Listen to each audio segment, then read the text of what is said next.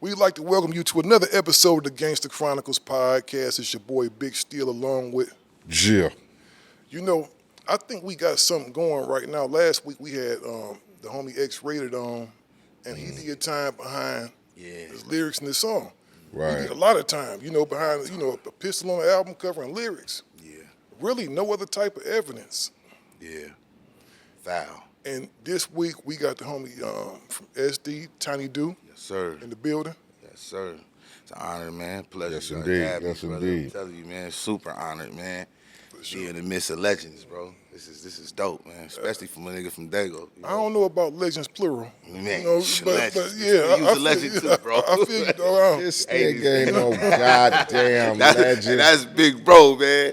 Goddamn fucking Malibu's most wanted ass nigga. My God. Nah, but yeah, a lot of people, when it comes to hip hop in the West Coast and shit, a lot of people tend to try to forget about San Diego, but we got a lot of motherfucking, we got a lot of hoods and a lot of hood motherfucking representation and a lot of hood anthems, man. Definitely. Most definitely. Niggas is the, they the cousins and the relatives still, man. Exactly. You feel me, down that way. And San Diego probably got ain't the no most. motherfucking difference, man. You know what I They tell- know what it is, I shit. actually told the homie Glasses this one day. Because you got gangster rappers, then you got gangster rappers. Oh yeah, You feel what I'm saying? Yeah. I told him, I said, San Diego probably got more gangster rappers than Yeah. anybody Yeah, else. niggas, yeah. The dudes like the Big June dude, Yeah, and Big dudes like A lot that, of they man. shit ain't commercialized, as you know what I'm saying. A lot of they shit is underground, so to speak.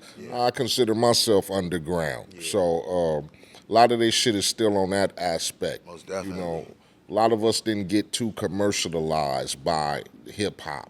Even though we probably wanted to hit that status, I think we had too much pride in our representation of the streets in our neighborhoods for us to turn, All the way. too fucking commercialized in me. Cause I never gave a fuck about, hitting MTVs or being on the radio every day and shit like that. And motherfuckers used to be like, man, you make radio songs. I'm like, I don't aim my music towards the radio.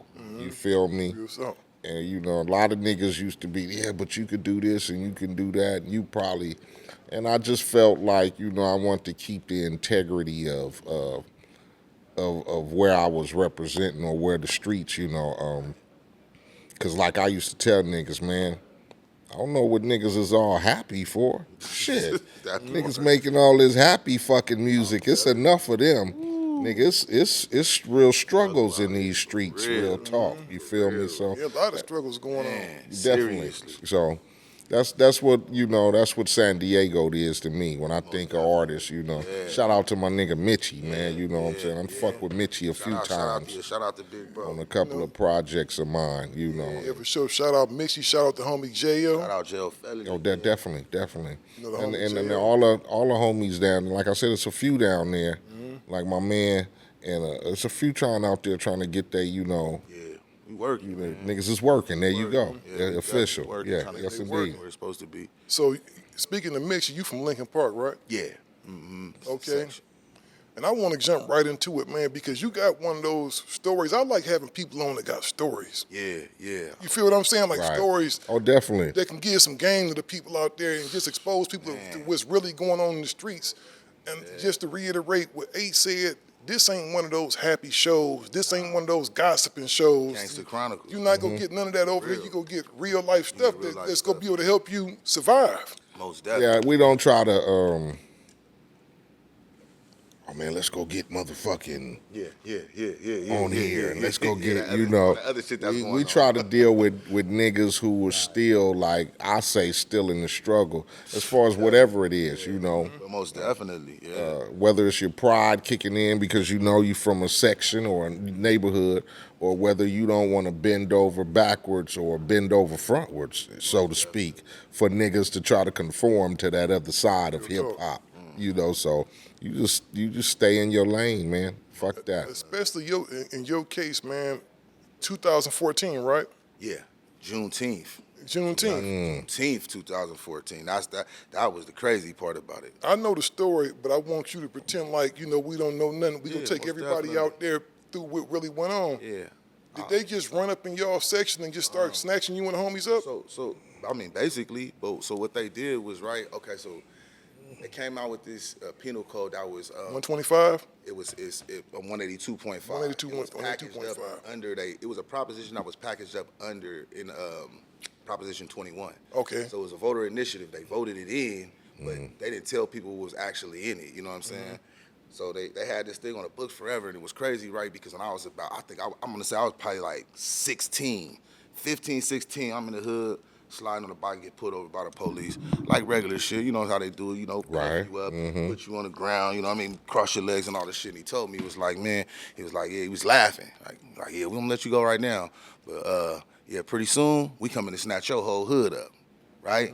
And they flew over my head. I'm like, what the hell is this nigga talking about? You know what I mean? But they knew they had this proposition, you know what I'm saying, where they was put it together where they was gonna come grab everybody. Yeah, before we go any further, because this is real game for everybody out there. Right, because right.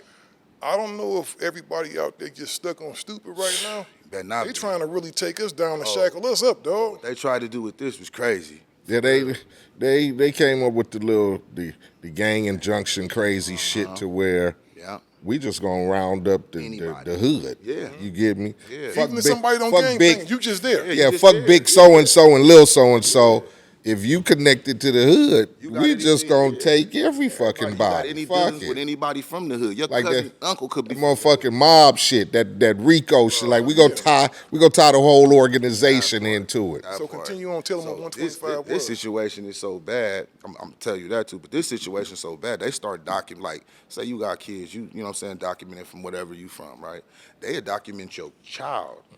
While your child is just 2 years old. They had 2-year-old babies. Once we got to really fighting, after I went through everything, we got to look at the gang list and see who was all documented. Bro, they had 3-year-olds and 5-year-olds as documented gang members already, just based That's off crazy. Go who their ruin their father life. was. You know what I'm saying? Yeah, Especially so, based on what this 180, it was 182 penal code? Yeah, 182.5. 182.5. They figure like shit. We gonna tag you. We gonna tag it all. We gonna get you Nigga, regardless. we gonna nigga because if shit evidently you know it happens. Yeah. You know the OGs get the little sons or the cousins and they turn into the BGs and then next you know that's we have exactly a family bloodline. They saying they gonna go back and get So them they in said preschool. we gonna get you now. Yeah, exactly. Now, at 2 years old, we gonna already have. Yeah, they had babies, bro, as like 6-month-old baby. I'm 6-month-old babies, bro. Like That's crazy. They got documented. you know how they used to do it, nigga. The mob go, we gonna kill him. Yup. And then we gonna kill a little Kill kid a little- because we what know the who he gonna fuck? grow up to He gonna be. come. He gonna grow the fuck up and come back and seek revenge. Yeah. So let's just go knock him down right Definitely, now. yeah. Crazy shit. That's really crazy to me. And that's why I really want to have you on the show. Right. So break down what 182.5 So is. 182.5 is basically it's a state RICO. You know what I'm saying? It's a state RICO that basically states if you're a documented gang member, you could be held liable for crimes committed by anybody from the gang. So you could be in a coma in New York, right? And say you and Eiht from the same gang. Eiht commit a crime, commit murder in Compton, and you in New York and been in New York for the past 10 years. I'm out there working a You job, out there living working, a doing regular your thing. square You existence. don't know what's going. You could be in a coma. They can come then arrest you for whatever crime that Eiht commits. Come get you out the hospital, snatch you up, take you to jail, lock you up, throw away the key and say, yo, we charge you with murder. You don't That's even some know. wicked shit, you don't dog. know what's going on. That's and they're wicked. like, yeah, you gonna charge you with murder. You know what I mean? California Penal Code 182.5. There it is. Conspiracy law states active gang members can be charged for crimes committed by other gang members. Oh, That part wow. right there, yeah. The law was added in 2000 by Proposition 21 and the Gang Violence and Juvenile Crime Prevention Act. Yeah, took the power from the judge and gave the power to the district attorney and Nigga, said you they 12, wanted to- and yeah, you who they claim in wanted. the hood, Exactly. and the big OGs go take somebody out, they come and take your little ass Get to you too. jail. Yeah. If you've been documented, you know how they used to roll. That's how they used to do us. I don't know how they do you. It's California, same shit. shit, Nigga, yeah. They roll through the hood. Nigga used to be like, nigga, 14, 15 hanging. Nigga ain't gonna bring your ass over here, Yeah, sit when you down. Yep, take that picture. What's your name? Get that Polaroid out, nigga. The white background. You go to motherfucker, nigga, we get picked up on the weekend, going to the hold and take for a couple of hours. Nigga, you see every nigga Polaroid on the wall. Bro, You be like, ooh. Yeah. Bro, Ooh, that's vicious right there. That's some vicious shit, dog. Oh yeah, nigga, they done came through a couple of times, nigga. Everything, Nigga, what ain't you so-and-so? Yeah. Nigga, we are go through that book. Yeah. Oh, nigga, we already up. got Let you. me ask nigga. you this, Straight or let me tell you, say this, rather. Okay. Do you know how many people get pulled over, dog, and get those Polaroids took from them that ain't from the hood? They just live there. Yeah, but if you in the hood, You from the hood. That's how they consider. back then it was no, you not. Yeah. If you was living in this vicinity and you got, I don't give a fuck, sometimes it wasn't even no pullover for a reason. Nigga, it was just like, nigga, they driving down, you coming this way, they going that way. Nigga, that white light come up in your window, nigga, nigga get right behind you. And you know it's, nigga, I wasn't speeding. Didn't even care. Nigga, what? Little license? Hey, they didn't give a fuck. You got a hat on. You driving down Alondra or Compton Boulevard. Nigga, you associated with some motherfucking body. That part. You ain't All that, nigga, I don't bang and none of, nigga, please, nigga, stand here. Polaroid say cheese, nigga. I can already guess, man, what was going on. It was probably election year, wasn't it? on everything, and it was that's exactly what was going on. The our district attorney at the time, Bonnie Dumanes, was running for a spot in the office, and she wanted to look like she was being tough on crime. So that's what she did in order to be tough on crime, was come grab a whole bunch of people for crimes that they didn't even have a shooter for. So I was charged with, I believe, like 9 shootings and a murder. That's some crazy shit, man. And they knew I listen had. to this. They knew I had complete nothing. So basically, they come to my pad, bro. Like, I'm getting ready to get up to go to work. It's like maybe like 4 in the morning. I'm like, I end up falling asleep on the couch with me and my baby mom. Fall asleep. I hear a whole bunch of like talking outside. Right. I'm like, what is that? I try to wake her up. I'm like, hey, you hear that? It's a whole bunch of people talking outside. She like, nigga, ain't nobody outside. Go to sleep. I'm like, nah, I gotta get up and go to work anyway. I gotta be at work at like 5, 6, you know what I'm saying, something around that time. So I'm like, I'm about to just jump in the shower and shit. So I get up, I go open the door, I crack the door, I scare them. They like, oh, I'm like, what the fuck y'all doing? They get down, get down, get down, get down. You know, they pumping out, it's the feds. Get down, get down. I'm like, who y'all looking for? You know what I mean? I know I hadn't been doing nothing. You know what I mean? I've been out the streets forever. You know what I'm saying? So I'm like, nah, ain't no way. I know I ain't did nothing. They like, who? I'm like, who y'all looking for? Then don't worry about it. I'm like, all right, they put me in handcuffs. They leave baby mom them alone.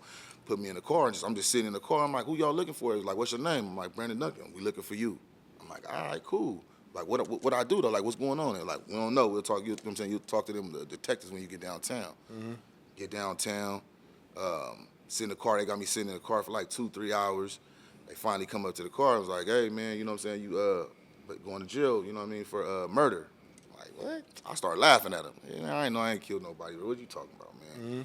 Like, yeah, you going to jail for murder? I'm laughing. Like, whatever, bro. Like, yeah, you got $1 million bond. Like, for what? He was like, you want to talk to me? Because I basically told him, like, I ain't talking to y'all. I don't got nothing to talk to y'all about. So he's like, yeah, you want to know what's going on? I mean, I could tell you, but you gotta talk to me. I was like, all right, what's up? So boom, he take me upstairs, sit down. I'm like, man, what's going on, man? Why y'all got me in here, dude? And then they got me with a bunch of younger dudes. You know what I'm saying? So I really know. I'm like, I don't even, you know what I'm saying? Some of them I hung with, but not a lot. I'm like, bro, I don't even hang with these dudes. What are you talking about? You know what I'm saying? So we was like, well, basically, you being charged with 9 shootings, and I want to say it was a murder on the case too. 9 shootings and a murder. I'm like, for what? It was like, but look, Brandon, look. We know you don't got nothing to do with this. We know you don't even, you know what I'm saying? We know you don't hang out. We know you be with your kids doing the football, whatever. But because of the stuff that you talk about in your music, we could charge you with these crimes. I start laughing at the motherfucker. Let's really go into that. So they really took your lyrics, bro. They didn't even take my lyrics, because in my paperwork they only listened to one song.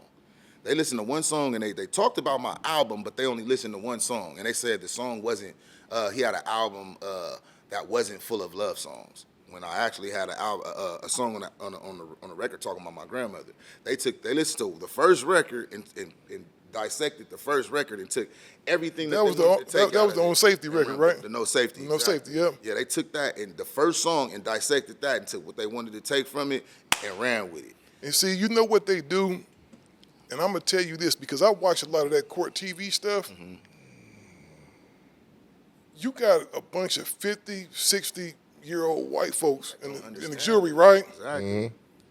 And you showing them something like they already got an idea, oh, he's black, he's a savage, and he making this violent rap music, right? Exactly. So they put that and present that to them, so you don't lost your case before you even go on already stand. lost because they say you're supposed to be, supposed to be a group of your peers that, people that understand where you come from or understand your demographic, and it's not that. So you got me sitting in front of, we can say, however many jurors it is, like you said, mid-40s, 50s, some 60s, that don't understand me. So when you bring, you got, what's his name? I killed the man in Reno, Johnny Cash, right? You got Johnny Cash, and you bring Johnny Cash, and he talking about, I killed the man in Reno. They look at Johnny Cash, and, Johnny ain't killed nobody in Reno. But Timothy from, Florence and Normandy, seeing them same lyrics, it's like, oh, shit, well, he might have killed somebody.